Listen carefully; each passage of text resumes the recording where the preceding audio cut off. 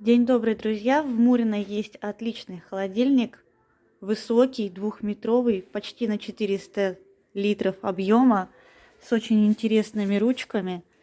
Они сначала отодвигаются, потом отталкивают резину. За счет этого резина у вас не портится годами.